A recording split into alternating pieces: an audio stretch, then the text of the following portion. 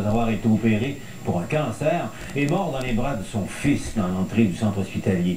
La famille tente d'obtenir des explications ce soir, mais elle est laissée dans l'ignorance la plus complète. Vous allez voir. Comment qu'on arrive à faire notre deuil? J'ai 19 ans, je veux dire, la plus jeune a 14 ans. Comment qu'on arrive à dire, bon, c'est beau, mon père est mort, de quoi? Cette famille de 5 enfants est sous le choc. Leur père, Claude Lavallée, 48 ans, a été opéré à l'hôpital de Joliette le 15 juillet dernier pour un cancer du rectum. L'intervention chirurgicale semble avoir été une réussite. Mais les 11 jours d'hospitalisation qui ont suivi n'ont pas été faciles. Mon père avait un sac d'ostomie, donc il faisait ses selles dans un sac. Souvent, le personnel ne le regardait pas, donc ça débordait.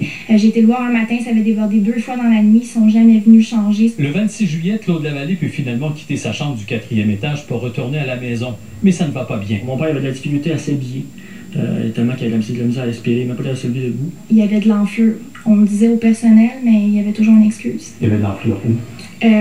Au pied, à la jambe surtout. Son médecin lui donne tout de même congé. Elle a pas fait d'examen physique. Elle est venue me voir parce que comment ça va, monsieur Lavallée, ça va bien.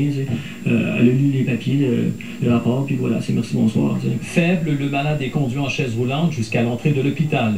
Son fils lui demande de patienter pendant qu'il va chercher son véhicule dans le stationnement. C'est alors que le drame se produit. Mon père s'était écroulé à terre. Il s'est mis à shaker, il avait de la difficulté à respirer. Là, il était comme plus là, c'était comme une crise d'épilepsie un peu qu'il faisait. Il y a un médecin qui est venu.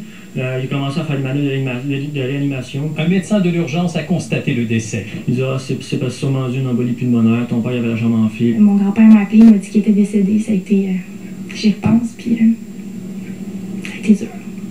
L'autopsie pratiquée à la demande du coroner devrait nous en apprendre davantage. La grande question est la suivante. Est-ce que le suivi post-opératoire a été bien fait?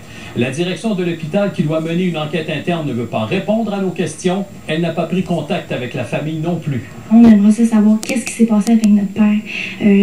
Qu'est-ce qui a manqué? Puis s'il y a vraiment une négligence, mais par la suite, que ça se reproduise pas. Harold Gagné, TVA Nouvelle, Joliette.